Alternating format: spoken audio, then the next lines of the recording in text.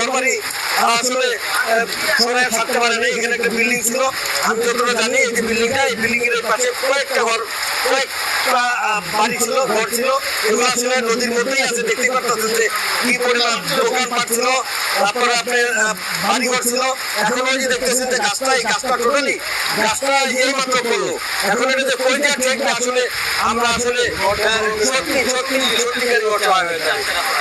যে অবস্থা, এটা অনেক ভাঙন বা অনেক দিন ধরে এটার জন্য অনেকে আবেদন করা হয়েছে, এর জন্য বলছে একাধিকবার বলা হয়েছে যে এটা বন্ধ করা হবে, এবং করা হয়নি। না করার কারণে এমন অনেকগুলো বাড়ি ঘরে ক্ষতিগ্রস্ত হয়েছে, আমাদের অনেক ক্ষতি হয়ে গেছে।